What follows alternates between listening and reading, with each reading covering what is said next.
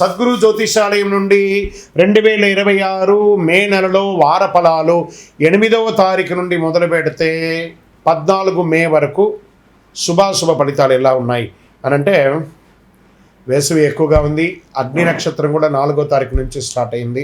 ఎండ తాపడం చాలా తీవ్రంగా ఎలా ఉంది, ఎందుకంటే సూర్యుడి ఇంటికి కుజుడు వచ్చి స్థిరపడుతున్నాడు. మే 10వ తేదీ నుంచి కుజుడు మేషరాశిలో వచ్చి స్థిరపడతాడు. అలా స్థిరపడిన తర్వాత ఎండ చాలా తీవ్రంగా అవుతుంది. కత్తరి ఎండ ప్రారంభం అవుతుంది. కేతు భగవానుడు సింహరాశిలో ఉన్న కాలం అంటారు. ఈ గ్రహ సంయోగం 12 స్థానంలో ఉంది. ఈ సమయంలో చంద్రుడు అనురాధ నక్షత్రంలో తన ప్రయాణాన్ని ప్రారంభించి ధనిష్ట నక్షత్రంలో ముగిస్తాడు. ఈ నెలంతా కూడా చంద్రుడు భాగ్యస్థానానికి వెళ్తున్నాడు.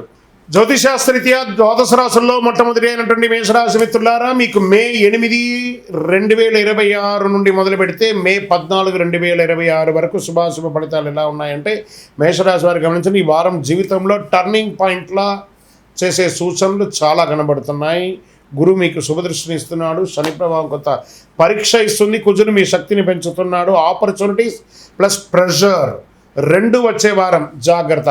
వ్యాపారం చేసే వాళ్ళకి కొత్త అవకాశాలు వస్తున్నాయి, కానీ వెంటనే నిర్ణయం తీసుకోకుండా పార్ట్నర్షిప్ విషయంలో జాగ్రత్త పడండి.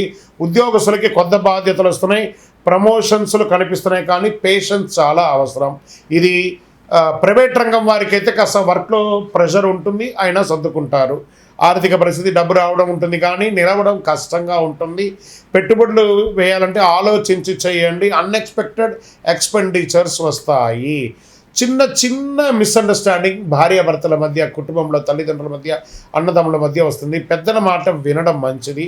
మీరు కూల్గా ఉంటే సమస్యలన్నీ తొలగిపోతాయి. రాజకీయ రంగంలో ఇన్ఫ్లుయెన్స్ పెరుగుతుంది, మీ మాటకు విలువ పెరుగుతుంది, కానీ ఈగో కంట్రోల్ అవ్వాలి. నాకు పదవి ఉంది కదా అని చెప్పి ఈగోకి వెళ్ళకండి. వ్యవసాయం వారికి ప్లానింగ్ బాగుంది. ఇమీడియట్ రిటర్న్స్ రావు, కానీ ఫ్యూచర్ కొంచెం స్ట్రాంగ్గా ఉంటుంది.